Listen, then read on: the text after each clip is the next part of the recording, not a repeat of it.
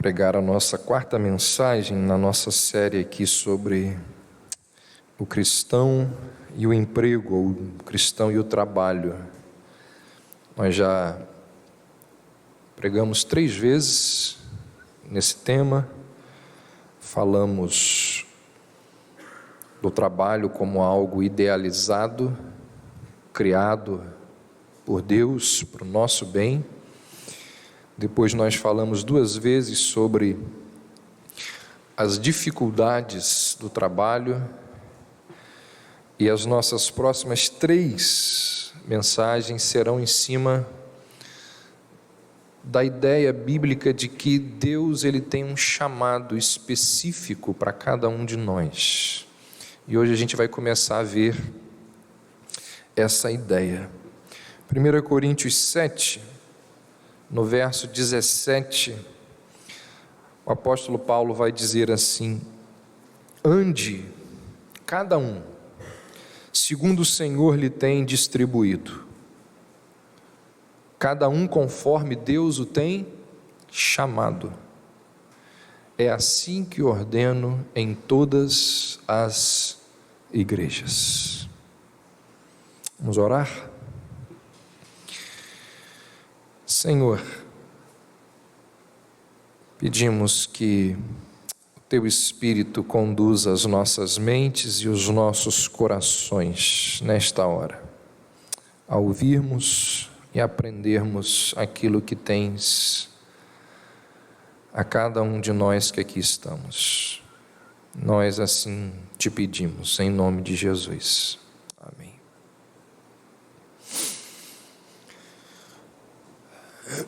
Quando foi que você decidiu fazer aquilo que você faz? Você consegue se lembrar?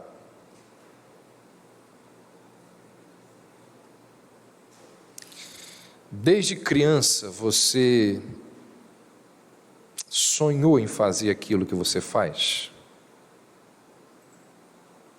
Às vezes, as crianças elas têm sonhos. Quando eu crescer, eu quero ser. Aí você cresceu. Você é aquilo que você sonhava ser? Se você pudesse, se tivesse condições hoje, você mudaria de emprego?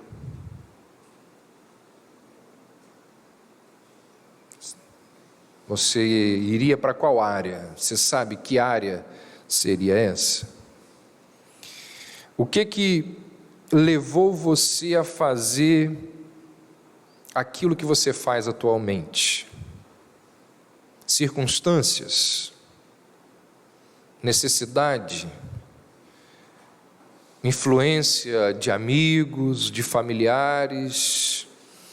A sociedade na qual você está inserido? O que levou você a fazer aquilo que você faz?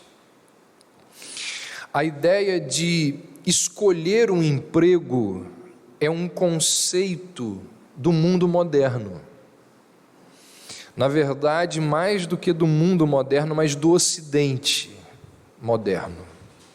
Na maior parte da história da humanidade, não haviam opções a serem consideradas. Na maior parte da história da humanidade, as pessoas faziam o quê? Aquilo que o pai fazia. Seguia a carreira do pai. As mulheres faziam aquilo que aprendiam com as suas mães, e os homens perpetuavam, as gerações ali, fazendo aquilo que os pais faziam.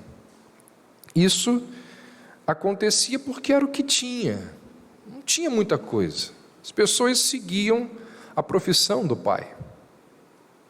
Mas nos últimos anos, nas últimas décadas, principalmente depois da Revolução Industrial, a especialização, a possibilidade da mobilidade muito fácil.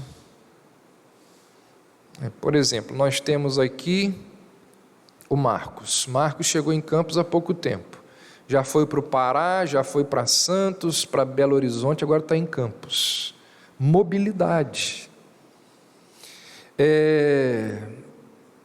especialização, mobilidade, a educação a qual hoje nós temos acesso, os avanços científicos, tudo isso mudou o mundo, mudou a cara da sociedade de tal maneira que em nossos dias as pessoas elas têm uma variedade de possibilidades na área do trabalho muito grande. A quantidade de empregos nos dias de hoje é muito grande. Mais do que isso, atualmente, escolher um emprego é algo que as pessoas podem fazer várias vezes durante a sua vida, de forma que a pessoa hoje é uma coisa, amanhã é outra. Daqui a 15 anos ela está se especializando numa outra circunstância, de forma que aquela história de dar continuidade ao que o pai fazia, acabou ficando para trás. Ainda existe, mas na maior parte das vezes não é assim que acontece. Muita gente não sabe, mas os puritanos foram grandes homens de Deus, que viveram na Inglaterra e nos Estados Unidos, entre os séculos 16 e 18, mas já naquela época os puritanos tinham muita coisa a nos dizer sobre trabalho e fé cristã. E muito do que eu vou falar aqui hoje é baseado naquilo que esses homens ensinaram, escreveram, é baseado no legado que esses homens nos deixaram. E os puritanos, eles diziam que todas as pessoas possuem um chamado específico de Deus. Todas, absolutamente todas. Um dos principais puritanos, um dos mais famosos, um camarada chamado William Perkins, ele diz assim no seu clássico Tratado de Vocações ou Chamados dos Homens, ele diz assim: uma vocação ou chamado é um tipo de vida ordenado e imposto ao homem por Deus para o bem comum. Toda pessoa, de todo grau, estado, sexo ou condição, sem exceção, possui um chamado particular em que caminhar. Ele está dizendo que Deus designa tarefas específicas para todas as pessoas. Deus chama cada pessoa para uma tarefa específica. Deus deu dons específicos a cada ser humano que existe nesse mundo. Por exemplo, todo mundo sabe que Bach nasceu para ser músico. Picasso nasceu para ser pintor e Neymar para jogar futebol. Todo mundo sabe disso. Foi Deus quem concedeu essas habilidades específicas a cada uma dessas pessoas. É isso que eles defendem, é isso que eles, ao olhar para as Escrituras, compreendem. É isso que eles entendem quando Paulo diz assim: ande cada um segundo o Senhor lhe tem distribuído, cada um conforme Deus o tem chamado. Então o mesmo acontece a mim e a você. Todos nós temos uma vocação, todos nós temos um chamado que nos foi concedido pelo Senhor. Agora, se nós vamos conseguir exercer esse chamado, é outra história, certo? Todo mundo tem um chamado. Agora, se a gente vai conseguir ou não exercê-lo, é uma outra situação.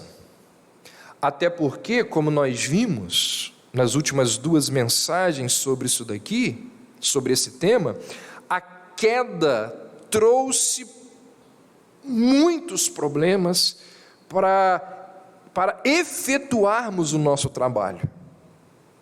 Mas o meu ponto aqui é mostrar o princípio bíblico defendido pelos puritanos. A verdade de que Deus, Ele designa tarefas específicas para cada pessoa. E se todos têm um chamado específico, se Deus deu uma vocação a cada pessoa, como que as pessoas podem descobrir para o que Deus as chamou? Como que eu e você, como que nós podemos descobrir qual é a vontade de Deus para as nossas vidas? E aí, baseados em sua interpretação das Escrituras, os puritanos, eles criaram alguns critérios esses que não eram nada místicos, ou seja, não vai aparecer um anjo na sua casa e dizer assim, você nasceu para ser advogado, então você procure aí fazer o cursinho, não é nada místico. Por outro lado, eles também entendiam que Deus raramente mostra à pessoa o chamado que ela possui aos 46 do segundo tempo, nos últimos dias. Se eles vivessem hoje, eles iam dizer assim, Deus não mostra para um jovem que está cursando o 3º ano do ensino médio, no ano que ele vai fazer o Enem, Deus não mostra para ele a vocação dele nesse ano. Deus, dizem os puritanos, Deus vai inclinando a pessoa ao longo da vida para a sua vocação. E esses critérios, então, eles são baseados nesses 2 princípios. E é o que a gente vai ver hoje à noite aqui, alguns critérios estabelecidos pelos puritanos para saber se aquilo que você faz foi aquilo que Deus estabeleceu para você. Primeiro, olhando para as Escrituras, o que os puritanos diziam sobre o nosso chamado? Como que podemos descobrir para o que Deus nos chamou? Primeira coisa que eles diziam: dotes e inclinações internas. Quando que Neymar seria um jogador da NBA? Nunca, não é? Por outro lado, qual a possibilidade de Kevin Durant jogar futebol? Também nenhuma. Então, você percebe que eles não apenas receberam um dom, mas o biotipo deles facilitou eles fazerem aquilo que fazem. Deus os criou daquela forma ali. O biotipo já foi Deus quem concedeu. Você pode colocar o seu filho para fazer aula de piano desde cedo. Com 3 anos, você vai lá e matricula ele na sala da tia Tânia na Blue Sound. Ele vai estudar 20 anos, nunca vai ser como Beethoven. Não vai ser como Beethoven.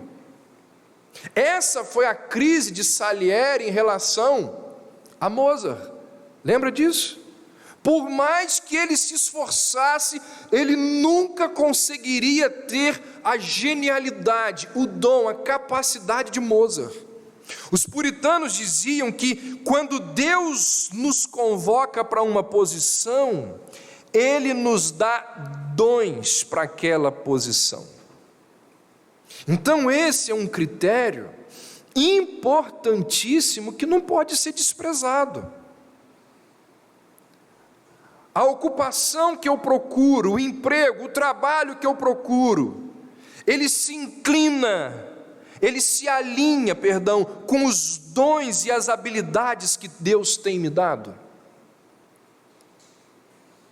E aí, quando eu entendo que aquilo que eu vou fazer deve corresponder com os dons que Deus me concedeu, eu vou tratar aquilo que eu faço não apenas como um emprego, eu trato aquilo que eu faço como um chamado de Deus.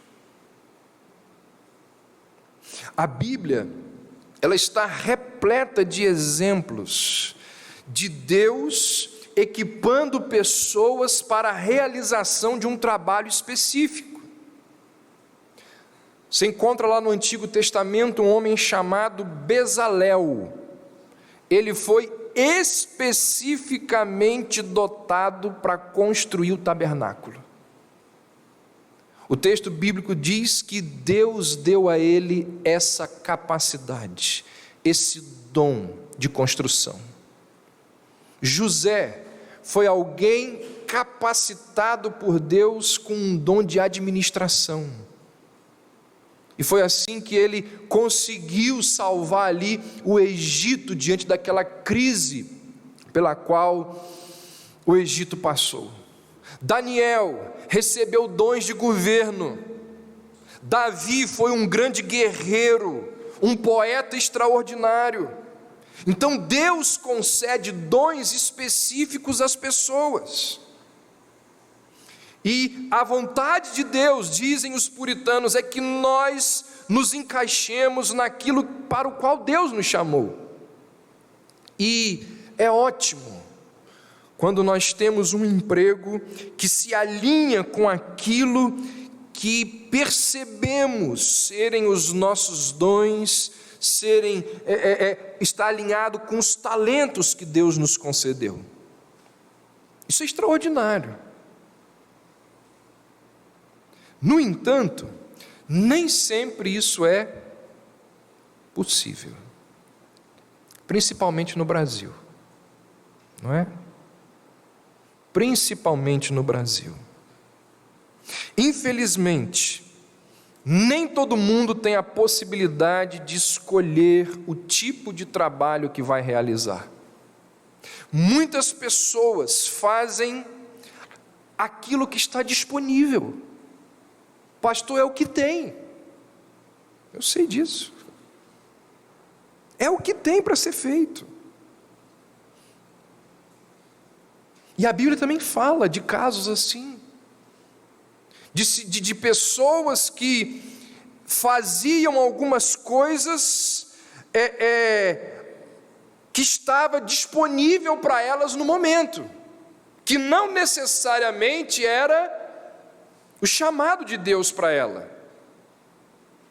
Fazia aquilo por causa de algumas circunstâncias. Por exemplo, Paulo fazia tendas porque ele tinha o dom de fazer tendas? Não.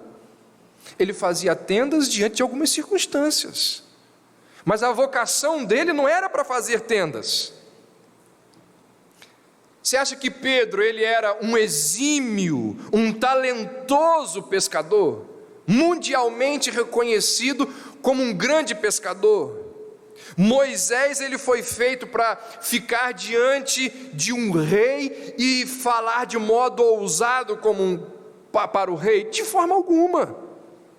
Então essa é uma questão importante, que deve ser levada em consideração. O ideal é estarmos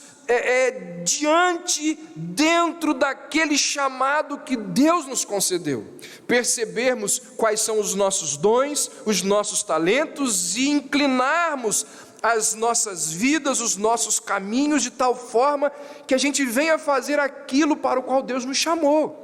Isso é o ideal. No entanto, nem sempre esse será o fator decisivo, por causa de circunstâncias, por causa dos problemas oriundos da queda, como nós já vimos. Agora, se você tem condições de trabalhar naquilo que gosta, naquilo que você sabe que é o seu dom, mesmo que você ganhe menos, faça. É o que diziam os puritanos. Deus tem um chamado. Deus comissionou cada homem e cada mulher nesse mundo com um dom, para que ele desenvolva esse dom. Segundo, e aí os puritanos vão dizer, não é, que os dotes e as inclinações nos levarão a perceber esses dons. Segundo, os puritanos também acreditavam que na busca por mostrar ao homem a sua vocação, Deus se utiliza de circunstâncias externas que podem levar a um curso de vida ao invés de outro. Isso é muito importante.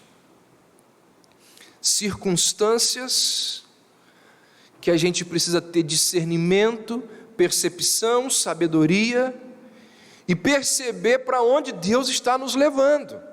Deus nos fala também através das circunstâncias. Por exemplo, se um camarada chamado Johann Sebastian Bach nascesse em Quissamã, será que ele seria o músico que ele foi? Se Stephen Hawking tivesse estudado numa escola da prefeitura de São Fidélis, será que ele chegaria onde ele chegou? Talvez sim, né? Alguns gênios saíram de lugares que a gente jamais imaginou. No entanto, na maior parte das vezes, na grande parte das vezes, as pessoas elas não desenvolvem os seus talentos porque não existe apoio, porque não existe oportunidade, porque não existem recursos, porque não existem investimentos. Os puritanos, eles entendiam que Deus ele não apenas capacitava as pessoas com dons, mas Deus ele também colocava essas pessoas em circunstâncias nas quais elas pudessem desenvolver os seus dons. Porque Deus, que controla todas as coisas, vai nos levar diante de diversas circunstâncias a nos colocar diante dos nossos dons, para exercermos os nossos dons. Quem tem mais chance de ser astronauta? Um camarada que nasce no Acre ou nos Estados Unidos? Quem tem mais chance de ser um pescador? Um camarada que nasce em Nova York ou em Guaxindiba? É isso que eles estão dizendo. Por exemplo, Davi, eu tive uma facilidade, e ainda tenho, uma facilidade enorme de exercer o meu ministério, devido ao fato de que, ao longo de décadas, os meus pais foram adquirindo uma quantidade absurda de livros que hoje são utilizados para o meu estudo. Deus me colocou numa circunstância, diante de um contexto, que os meus olhos foram abertos e eu fui sendo inclinado para aquilo dali. Estava em contato com aqueles livros, com aquelas circunstâncias. Então os puritanos entendiam que se Deus não te deu uma oportunidade para fazer determinada coisa, é porque Ele está te chamando para fazer uma outra coisa. Pelo menos aquilo não agora. Então Deus dirige os nossos passos, vão dizer eles, por meio de oportunidades presentes. Salomão fala sobre isso em Provérbios 28, 19, ele diz assim: o que lavra a sua terra virá a fartar-se de pão, mas o que se ajunta a vadios se fartará de pobreza. Essa é uma questão prática e muito importante que Salomão repete 2 vezes. O que Salomão está dizendo aqui? Ele está dizendo assim: olha, não corra atrás de ilusões. Tire vantagens das oportunidades que você tem no momento do qual você está, ao invés de sonhar fantasiosamente com oportunidades que você nunca vai ter. Não é aqui uma questão de conformismo, mas o fato é que existem pessoas que ficam esperando algo que é utópico. Por exemplo, eu conheci uma pessoa que aos 35 anos de idade sonhava ainda em ser jogador de futebol. Com 35 anos de idade ele falava: eu vou ser jogador de futebol. Sonhando, delirando. Existem pessoas que insistem em uma coisa, quando as circunstâncias já mostraram para ela, das mais diversas maneiras, que não é aquilo. Mas elas não são humildes, elas são obtusas, e aí elas desprezam o chamado de Deus. E Deus nos chama através de circunstâncias. Deus nos transmite recados através das circunstâncias. Deus nos diz quais são os nossos dons através de circunstâncias. Inclusive, essa é uma questão, uma palavra muito relevante para aquelas pessoas que já se aposentaram. Você se aposentou, e a partir de agora, o que você vai fazer? O que Deus tem para você? Ou você acha que os planos de Deus para você, o chamado de Deus para você se encerra quando você completa lá os anos de trabalho? Deus se limita aos anos de trabalho, à legislação dos países? Óbvio que não. O chamado de Deus é para a vida toda. Deus tem um plano para cada um de nós, enquanto nós estivermos nesse mundo. Deus tem um chamado para cada um de nós, enquanto nós estivermos nesse mundo. Por exemplo, um famoso jurista americano chamado Oliver Wendell Holmes, ele começou a estudar grego com 94 anos. Sabe o que é isso? Estudar grego aos 94 anos, ele se matriculou numa escola para estudar grego, quase completando 100 anos. Um amigo chegou para ele e disse assim: estou entendendo, por que disso? Sabe o que ele disse para o amigo? É agora ou nunca. Sonhos, entendendo que aquilo ali era algo importante para a vida dele. Winston Churchill, acabou a Segunda Guerra Mundial, ele foi o personagem que foi na Segunda Guerra Mundial, tinha todo o direito de ir para casa e se aposentar. O que ele fez? Apanhou uma caneta e foi escrever, e ganhou o Prêmio Nobel de Literatura aos 79 anos de idade. O famoso Schopenhauer, ele disse que os primeiros 40 anos de vida nos dão o texto, os 30 seguintes, o comentário. Então, fique atento, porque portas que se abrem diante de você, pode ser que seja Deus lhe orientando sobre o que fazer na sua vida. Os puritanos diziam isso: Deus nos fala através das circunstâncias.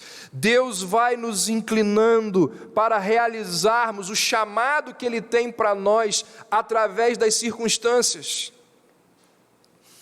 Terceiro, os puritanos também acreditavam que na busca por mostrar ao homem a sua vocação, Deus se utiliza não apenas de inclinações internas, não apenas de circunstâncias, mas Deus também se utiliza de conselhos de pais, amigos e pessoas próximas a você.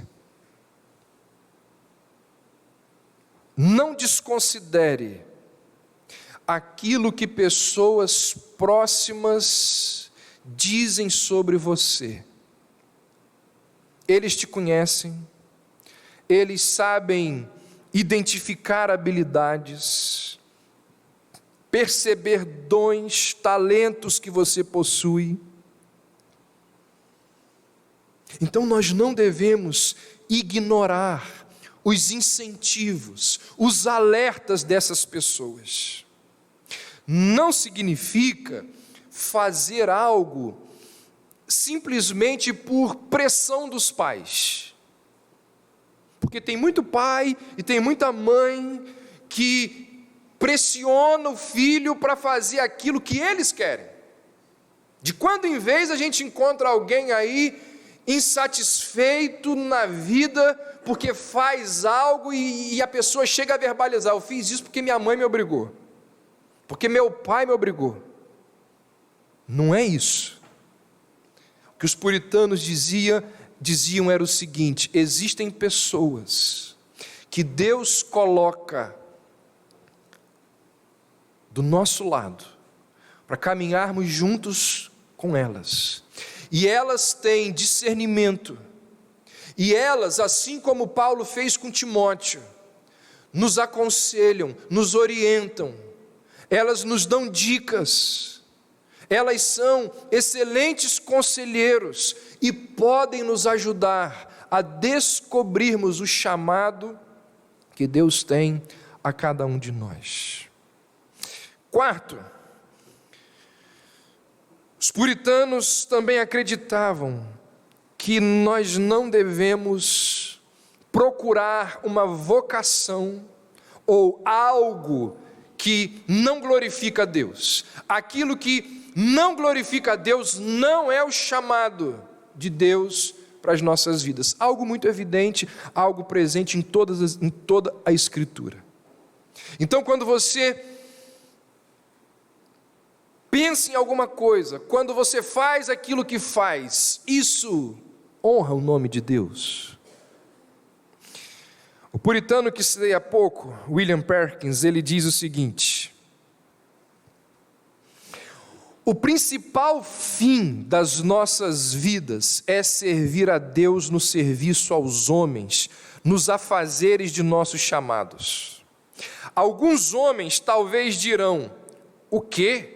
Não devemos labutar nos nossos chamados para manter nossas famílias? Respondo: isso deve ser feito, mas esse não é o desígnio e a finalidade de nossas vidas.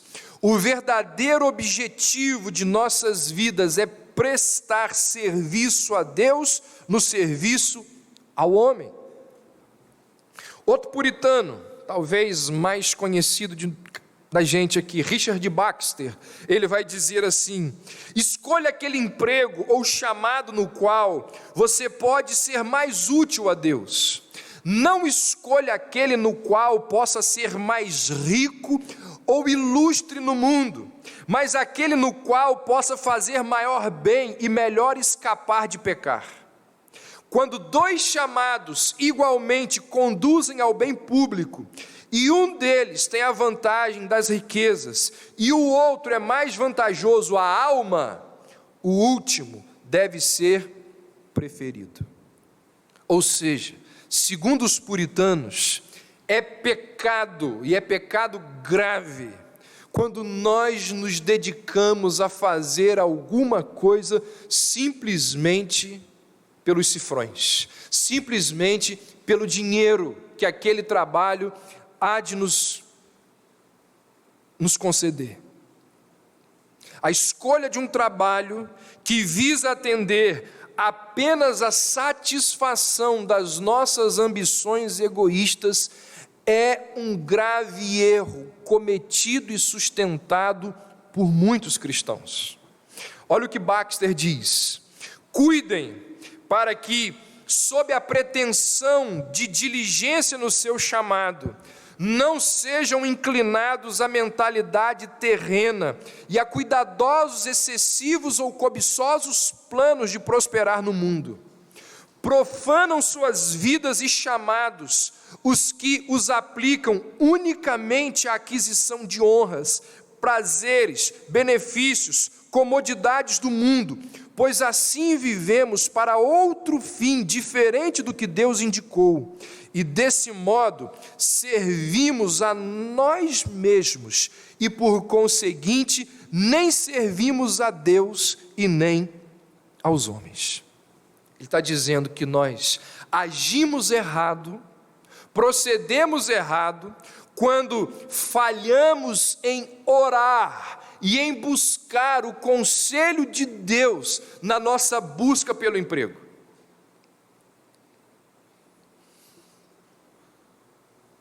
Fala a verdade.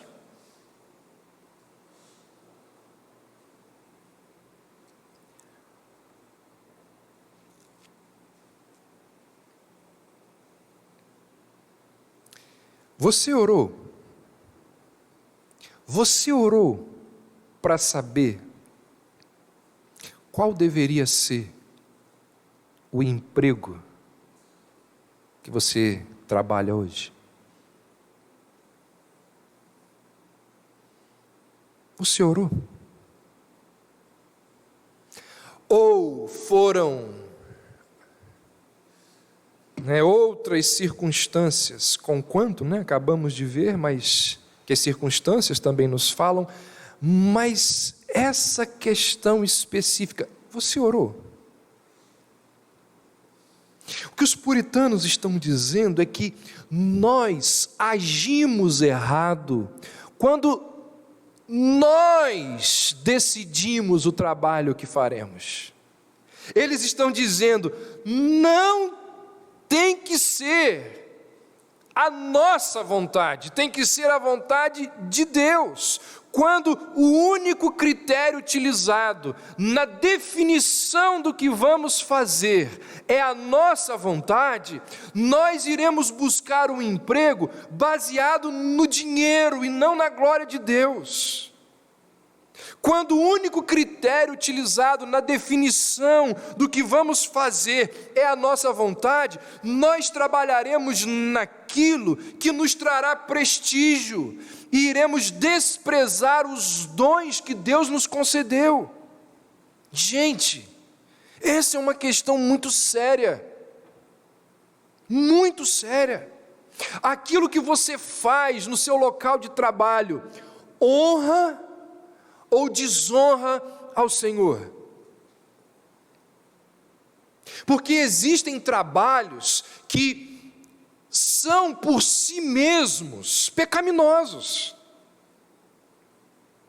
Traficante de droga, membro de uma equipe ou de uma clínica que faz abortos,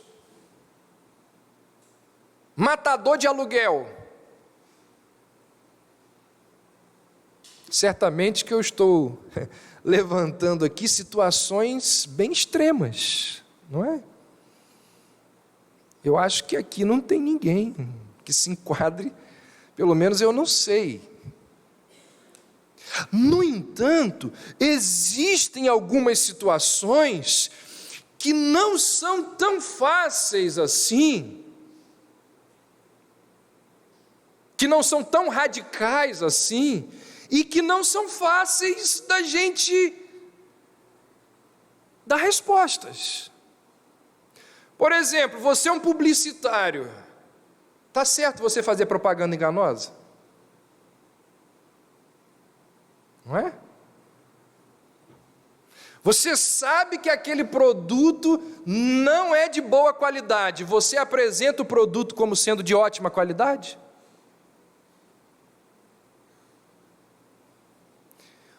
O camarada é cristão, mas é corretor. Ele esconde as coisas erradas do imóvel? Vende um carro com problema e esconde os defeitos do carro? Isso está certo? Trabalha numa agência que não pode mostrar tudo para o cliente. Isso está certo? Advogado criminalista, como que ele convive com o cristianismo? Qual é a relação dele com os valores da fé cristã?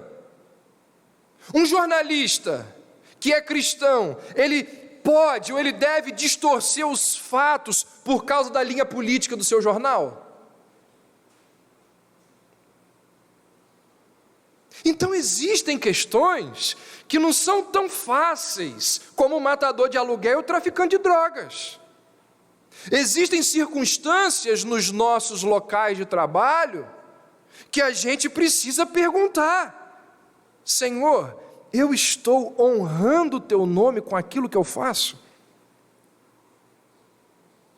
Pense em Daniel. Profeta Daniel possui um dos testemunhos mais belos, mais extraordinários de toda a Escritura. Daniel foi altamente perseguido pelos seus companheiros de trabalho. Altamente perseguido. E nada, absolutamente nada indigno foi encontrado na sua vida, no seu proceder. Pelo contrário, a Bíblia diz que ele se portava com uma integridade invejável. A descrição bíblica diz que nele não havia nada desonesto, nada negligente. Você sabe qual é o trabalho? Você sabe qual era o trabalho de Daniel? Tem certeza que você sabe?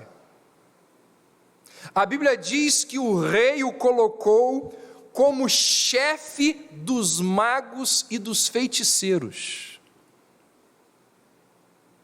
Chefe dos magos e dos feiticeiros.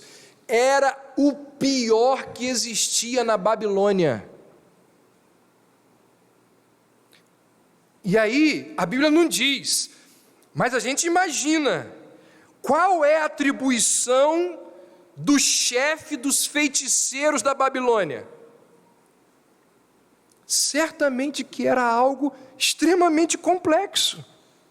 Será que em toda a Babilônia existia alguma coisa mais incompatível com a fé de Daniel? Certamente que ele precisou desenvolver habilidades para trabalhar naquele contexto, porque ele estava numa estrutura que possuía uma esfera de autoridade sobre ele, e ele entendia que obediência a essa autoridade era algo que agradava a Deus. Apesar de todas essas circunstâncias, Daniel nunca comprometeu o seu testemunho. O que eu faço? Honra o nome de Deus. Existe uma outra história que eu acho que é mais complexa, bíblica, que eu acho que é ainda mais complexa que a história de Daniel. Muita gente que lê a história de Naamã passa rápido por esse detalhe ou nunca prestou atenção nesse detalhe quando leu a história de Naamã. Lembra lá? Naamã, curado por Eliseu, e aí depois que ele sai das águas, Se você nunca percebeu isso, você vai ficar curioso de olhar, depois você pode ver isso em casa. Naamã sai das águas com a pele limpinha, ele vira para o profeta Eliseu e diz assim: nunca mais eu vou oferecer holocaustos a outro Deus que não seja o Deus de Israel. Ele me curou, Ele é o Deus a quem eu vou servir para o resto da minha vida. Muito bem, disse Eliseu, isso é muito bom. Mas eu tenho um problema, um grande problema. Eu sirvo o rei.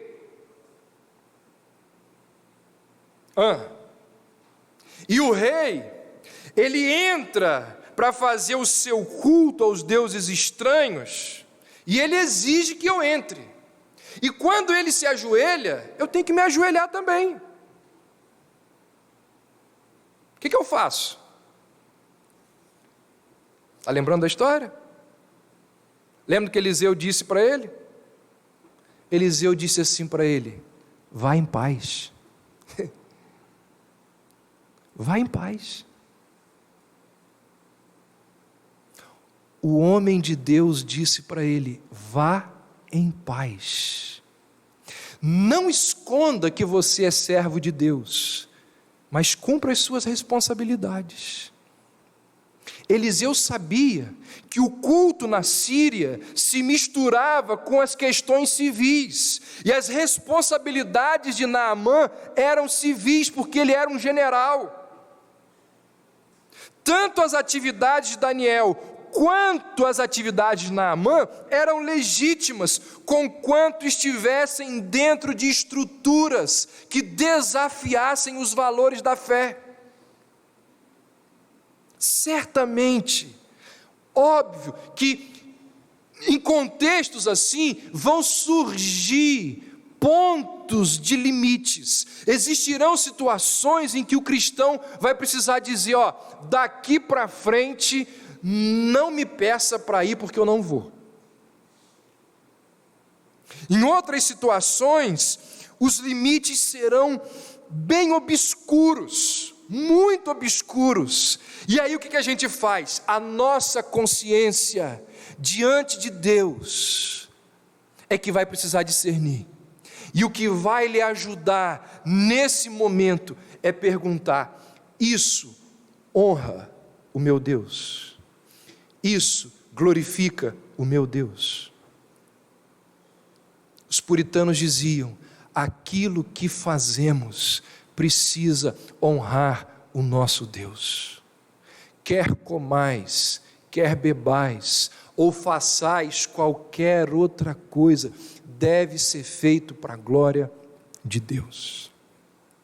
Quinto e penúltimo lugar, na busca por descobrir o seu chamado, a sua vocação nesse mundo, o cristão ele deve se perguntar: o meu trabalho está moldando o meu caráter numa direção piedosa? Essa é uma pergunta extremamente importante. Aquilo que eu faço e a forma que eu faço aquilo que faço molda e santifica o meu caráter? Ou o que eu faço tem me denegrido como um ser humano, tem me levado a denegrir outros seres humanos? Gente, essas perguntas, elas precisam de respostas honestas e de respostas firmes. Um emprego que atrapalha você a estar em comunhão com a sua família, um emprego que atrapalha você a estar em comunhão com a igreja de Deus, um emprego que impede você de descansar, porque o mesmo mandamento que diz: em 6 dias trabalharás, diz que você tem que descansar. Um emprego que atrapalha você a fazer essas coisas Serve mesmo? Será que é isso que Deus quer para a gente? Um emprego que leva você a ter uma frequência pífia na igreja. Um emprego que faz com que você veja os seus filhos muito pouco. Um emprego que não permite que diariamente você tenha um momento de qualidade diante de Deus. Será que é isso mesmo? Por exemplo, existem pessoas que ficam 60 dias embarcados, folgam 15 dias e voltam para mais uma escala de 60 dias. Gente, será que é assim mesmo? E isso ao longo de anos. Será que é por aí mesmo? Será que nós não estamos invertendo valores? Será que os nossos empregos, eles nos permitem obedecer a Deus em todas as áreas das nossas vidas? Ou será que nós temos que sacrificar a obediência a Deus em outras áreas para manter o nosso emprego?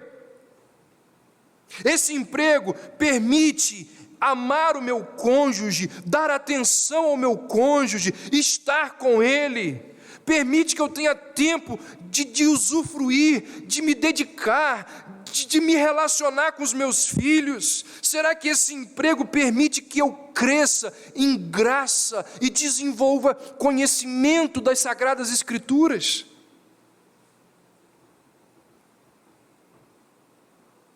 Se aceitar aquele emprego significa desobedecer ou negligenciar outras áreas importantes da sua vida, não estou afirmando, estou dizendo que pode ser que este seja um ótimo indicativo de que você deva procurar outra coisa, mesmo que você ganhe menos.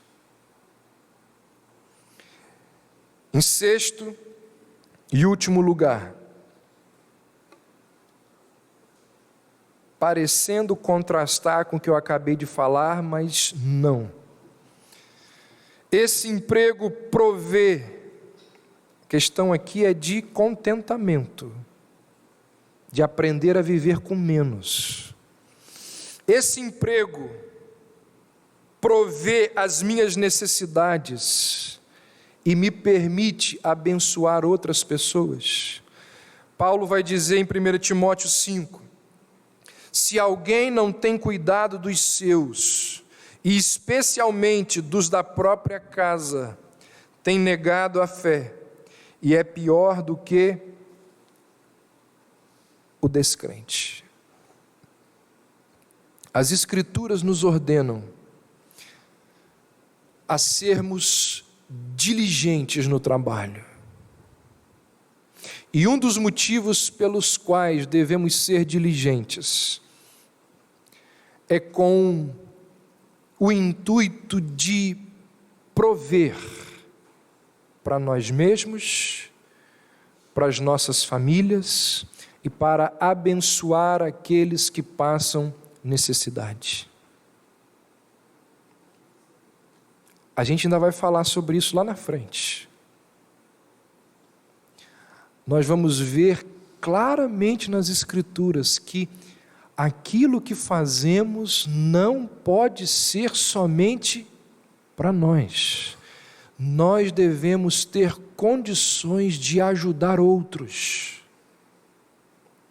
Se escolhemos um emprego que utiliza os nossos dons, mas não paga as nossas contas e não dá o básico à nossa casa, pode ser que o dom que você pensa ter recebido de Deus não seja lá o seu dom.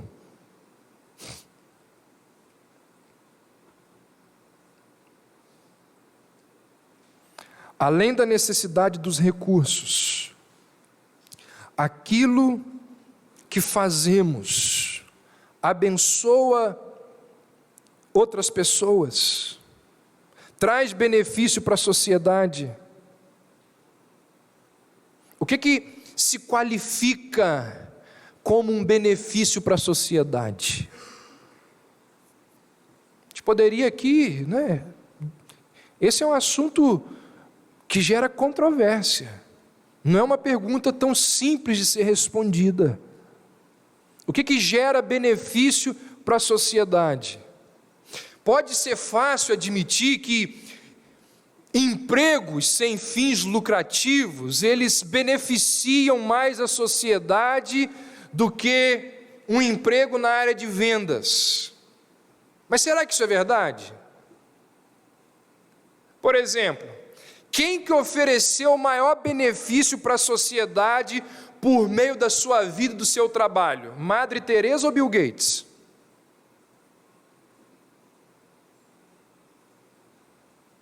Não é uma questão difícil de ser respondida? Não é simples. Através da sua vida e do seu trabalho, quem que trouxe mais benefício para a sociedade? Lutero dizia o seguinte: Deus não tem necessidade de nossas boas obras, mas o nosso vizinho sim. Nossas boas obras não são exercícios espirituais que estamos supostamente fazendo para Deus, a fim de adquirirmos merecimento dele. Pelo contrário, o que Deus, ao nos reconciliar com ele, requer é que amemos e sirvamos ao nosso próximo, e isso se faz presente pela vocação, pelo dom que ele nos deu para desempenharmos. Por isso que Lutero, ele criticou severamente o estilo de vida monástico, as mortificações, os rituais, aquelas contemplações sem fim. Não são, dizia Lutero, na verdade, boas obras. Lutero dizia, perguntava, a quem ajudam? As obras que Deus requer devem ser atos de amor e serviço ao nosso próximo. Ele diz, se descobrires que tens uma obra que fazes apenas em benefício de Deus para ti mesmo e não abençoa o teu próximo, saiba que tal obra não é boa. Ou seja, Lutero está dizendo que não é santo o estilo de vida que deixa de fora os relacionamentos humanos que foram estabelecidos por Deus. E aí ele diz assim, eu encerro essa parte com essa frase dele, quando ele diz assim, a empregada do dono do moinho, se ela crê, faz maior bem e realiza mais. Eu confiaria mais nela se ela só tirasse o saco do lombo do burro do que em todos os sacerdotes e monges, se eles cantassem até morrer dia e noite e se suplicassem até sair sangue. O que ele quer dizer? As nossas boas obras, elas precisam abençoar outras pessoas. Aquilo que você faz abençoa outras pessoas.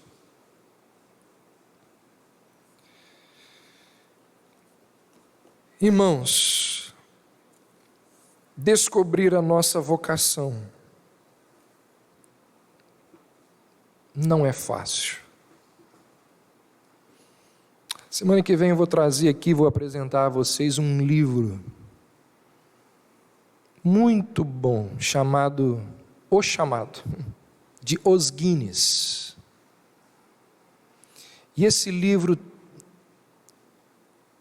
ele nos ajuda a perceber quais são os critérios, assim como esses utilizados aqui pelos puritanos, que Deus utiliza para nos mostrar a vocação que Ele tem para cada um de nós. É difícil encontrar algo que combine bem com as nossas habilidades, com os nossos desejos, com as nossas necessidades. É muito difícil. E para piorar, a cada dia mais, pessoas estão competindo pelos mesmos empregos que a gente. Pessoas capazes, inteligentes, brilhantes, com elevados graus acadêmicos, e nós precisamos nos reciclar constantemente para sermos competitivos. Não resta dúvida de que esta é uma área complicadíssima da nossa vida aqui nesse mundo.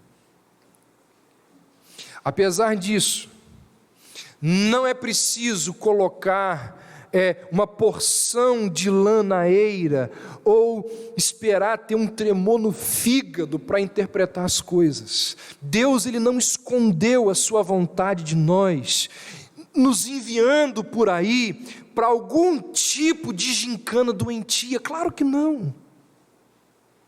Isso é uma questão de alinhar desejos, dons e oportunidades. É uma questão de levar em consideração esses critérios bíblicos sugeridos por esses homens piedosos, por esses homens que estavam ali auxiliando a sua geração com esses critérios por eles estabelecidos. Então, eu encerro dizendo, pense, em tudo com cautela. O que você faz hoje? Busque conselhos de pessoas piedosas. Examine as opções que você tem tido por aí, que você tem se deparado com elas dentro do seu local de trabalho. São pecaminosas. Coloque essas questões diante de Deus em oração. Mas é para orar mesmo.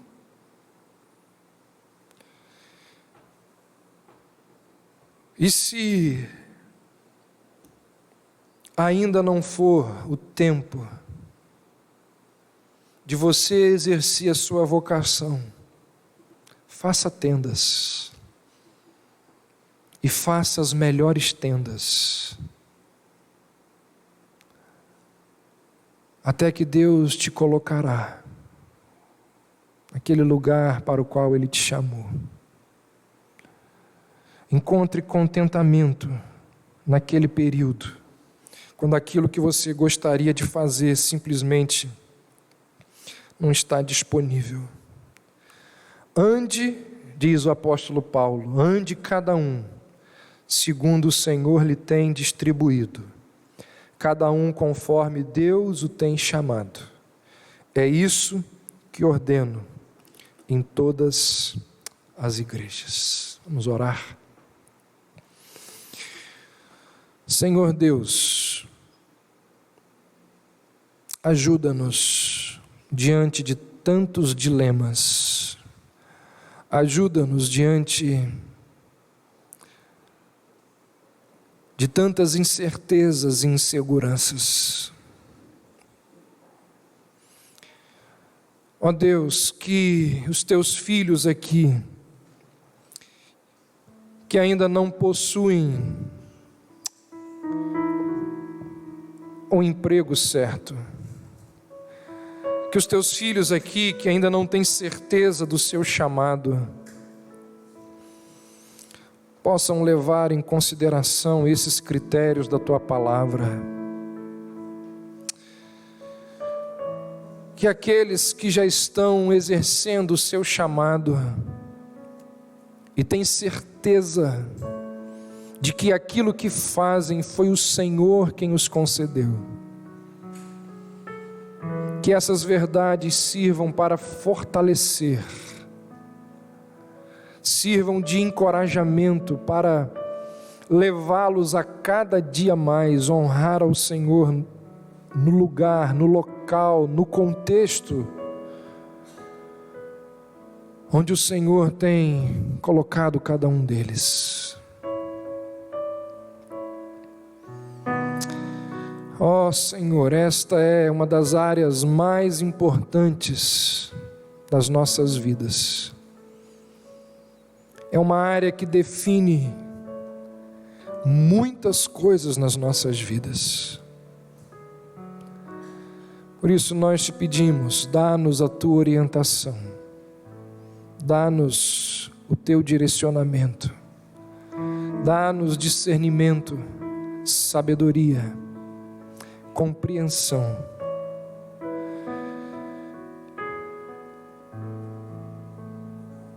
E ó Deus, bondoso Deus, abra portas, abra, ó Deus, oportunidades aos nossos irmãos e irmãs aqui, que precisam trabalhar, que precisam desenvolver o chamado que o Senhor tem para eles. Dá-nos, ó Deus, uma boa semana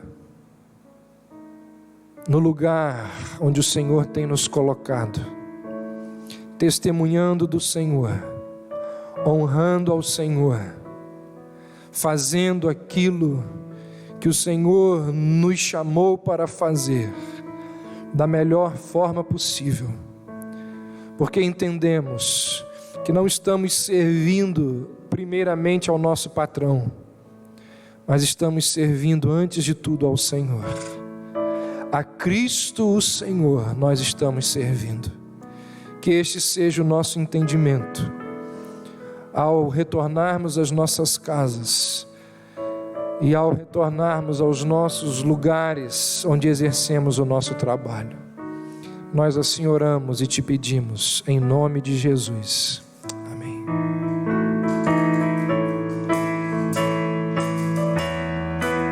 Vamos colocar de pé, irmãos?